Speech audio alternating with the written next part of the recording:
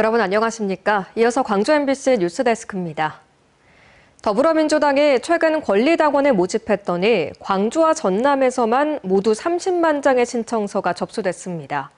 현재 호남의 권리당원 규모와 맞먹는 수준인데요.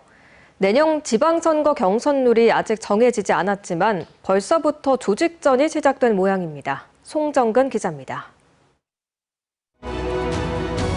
민주당 경선 승자가 곧 당선으로 직결되는 등식이 성립해온 광주와 전남.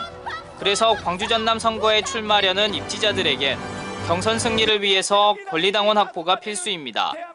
이를 반영하듯 지난 14일 마감된 민주당 광주 전남 권리당원 모집에 광주시당엔 15만 장, 전남도당에도 15만 장의 신청서가 접수됐습니다. 현재 광주 전남북 권리당원 수가 36만 5천여 명인데 이에 준하는 30만 장이 접수된 겁니다. 권리당원 확보 규모가 크게 늘어난 만큼 내년 지방선거는 경선 단계에서 권리당원 중심의 조직표 싸움이 될 가능성이 높습니다. 이렇게 되면 조직력이 강한 현역들이 압도적으로 유리한 정치 지형이 만들어져 신인 정치인들이 진입할 수 있는 장벽이 높아지고 부정적인 평가를 받고 있는 정치인들이 조직을 동원해 경선에서 쉽게 승리할 수 있습니다. 고인물이 계속 정치를 했을 때의 패단들은 시민들이 이미 수십 년의 지방자치 역사를 통해서 경험을 했을 거고 조직 선거가 그것을 가능하도록 만드는 핵심 동인이라고 할 수 있습니다. 이런 폐해를 막기 위해선 지방선거 공천룰을 어떻게 결정하느냐가 관건이 될 것으로 보입니다. 이재명 대통령은 대통령 후보 시절 민주당 우세 지역의 권리당원 반영 비율을 낮추는 등의 지역별 차등을 두자고 했지만 정청래 당대표는 당원 주권정당 특별위원회 출범 등 당원 주권 강화를 추진하고 있어 서로 상반된 입장을 보이고 있습니다. 더불어민주당의 주권은 당원에게 있고 모든 당권은 당원으로부터 나온다. 이 엄연한 현실을 더 이상 외면해서는 안 될 것입니다. 최근 지방선거 기획단을 출범시키고 본격적인 지방선거 준비에 들어간 더불어민주당. 통상의 경선 과정에서 민심은 없고 당심만 있다는 비판이 잇따랐던 만큼 당심과 민심을 일체시킬 수 있는 공천룰 개발이 필요해 보입니다. MBC 뉴스 송정근입니다. 김영록 전남지사가 오는 27일 선포식을 갖는 광주 전남 특별지방자치단체에 대해 너무 크게 생각해서도 안 되고 너무 무시해도 안 된다는 애매한 입장을 내놨습니다. 에너지에 대해서는 도지사의 허가권 강화를 강조했습니다. 오늘 기자간담회 내용 김윤 기자가 전해드립니다. 광주 전남 시도지사가 오는 27일 선포하기로 한 특별지방자치단체 구성은 새 정부 방침에 따른 것이라고 김영록 지사는 밝혔습니다. 김 지사는 선거용 아니냐는 의구심이 있을까 봐 적극적이지는 않았지만 지방시대위원회에서 적극적으로 의견을 표명해 결정했다고 말했습니다. 특별지방자치단체는 교통과 환경, 바이오, 첨단 복합산업단지 조성 등 기존의 상생협력 프로그램을 포괄할 것으로 보이지만 한계도 인정했습니다. 광역교통망 구축 등 민감한 부분은 다루지 못할 수도 있다며 특정한 부분에만 필요하다고 밝혔습니다. 정부가 재정적 인센티브와 특례 규정이 주어진다면 행정 통합도 고려해 볼 수 있지만 그렇지 않은 상황에서 너무 큰 의미는 둘 필요가 없다는 겁니다. 그게 단초가 돼서 잘 할 수 있는 여건을 만들어보자 이런 뜻이니까요. 너무 그것을 너무 크게 생각해도 안 되고 너무 무시해도 안 되고 저는 그렇다고 봅니다. 광주 전남 특별지방자치단체 구성으로 그동안 추진했던 전남도 특별자치단체는 의미가 없어진 상황. 하지만 전남도 특별자치도 추진의 핵심 사항이었던 에너지 허가권 문제는 전남 에너지해양특화도시 특별법으로 계속 추진하겠다고 말했습니다. 해상풍력 발전기와 태양광 발전 등 재생에너지 허가권을 정부에서 도지사로 이양하는 것입니다. 재생에너지 허가권을 제주도 같은 경우는 특별자치도로서 제주도지사가 허가권을 행사하고 있는데 전라남도는 산업자원부가 행사하기 때문에 그것을 도지사 권한으로 하는 게 가장 지금 절실하게 필요하다 해서 전남에너지공사 설립에 대해서도 현실적으로 어렵다며 전남개발공사를 통해 공공주도형 개발을 할 수 있도록 정부에 건의할 방침이라고 김 지사는 설명했습니다.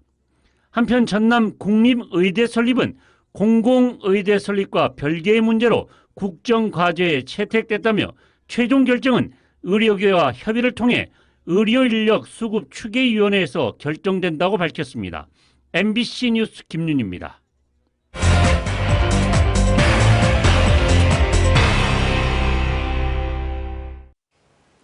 지난 4월 화순의 한 야산에서 풍력 발전기가 넘어지는 사고가 있었습니다. 그로부터 넉 달이 지났는데도 정확한 사고 원인이 밝혀지지 않고 있습니다. 어떻게 된 일인지 김영찬 기자가 한 걸음 더 현장 취재했습니다. 거대한 철제 구조물이 중간 부분이 꺾인 채 방치돼 있습니다. 지난 4월 높이 127m인 풍력 발전기 11기 중 1기가 원인모를 이유로 주저앉은 겁니다.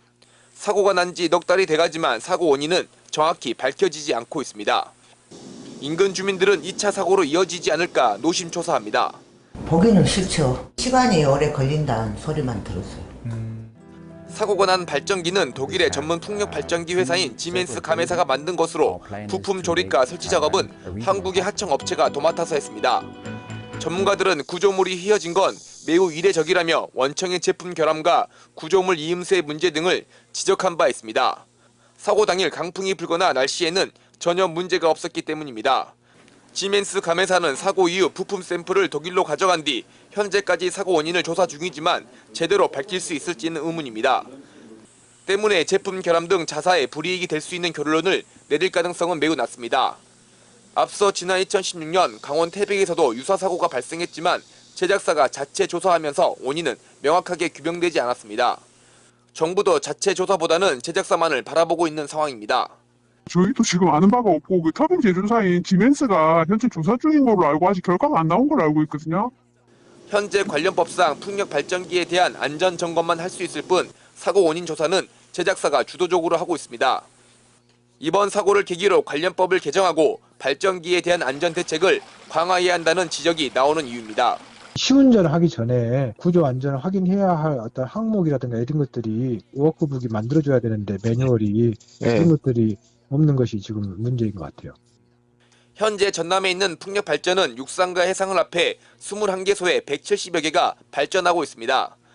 또다시 사고가 일어날 수 있는 만큼 정부가 나서서 정확한 사고 원인을 밝혀내고 재발 방지 대책을 마련해야 합니다. MBC 뉴스 김영창입니다. 폭우에 이어 폭염이 기승을 부리면서 병충해 발생 가능성도 높아지고 있습니다.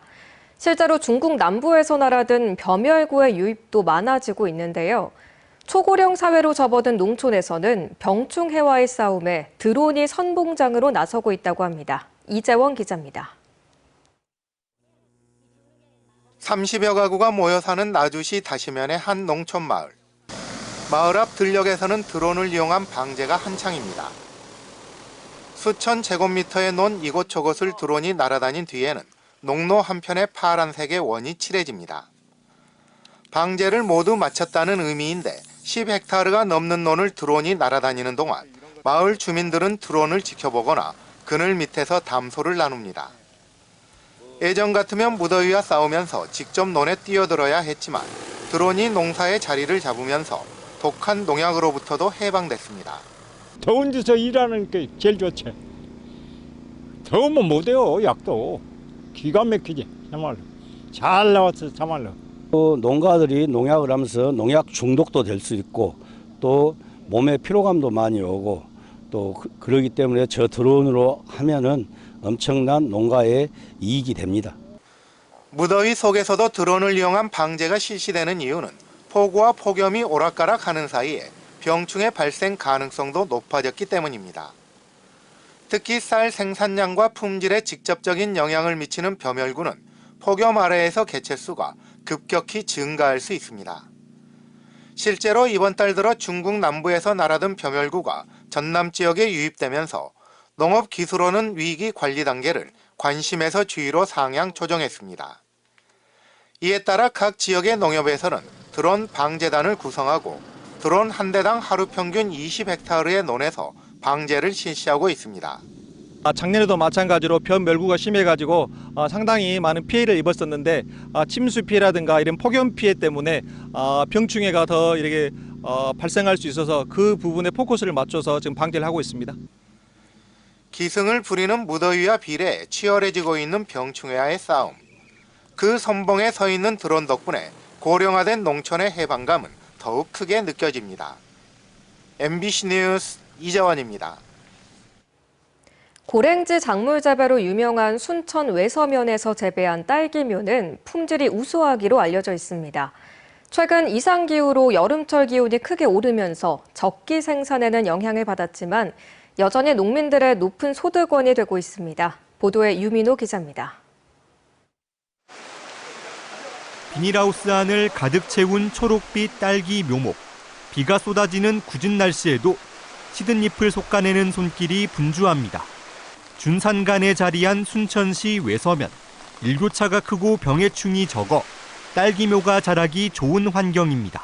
날씨가 도움을 줬기 때문에 어느 지역에 가서든지 저희들 생산된 딸기 묘가 화분화가 빨리 되어서 긴 시간 고소득 작물로 지역 효자 노릇을 톡톡히 해왔습니다.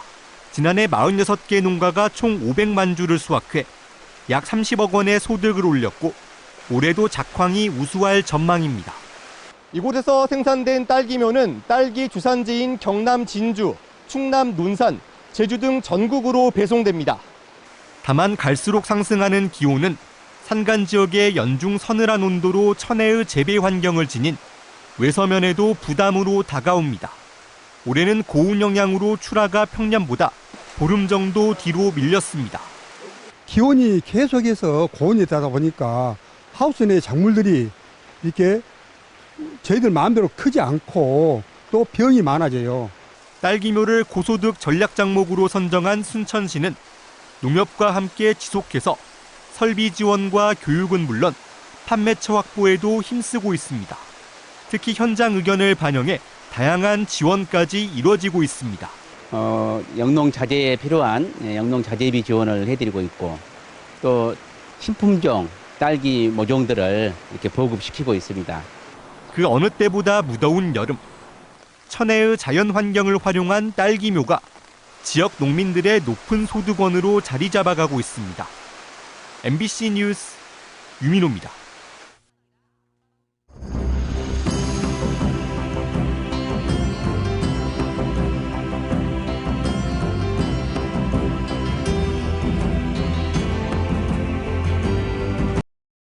언제 어디서나 내 손 안의 뉴스.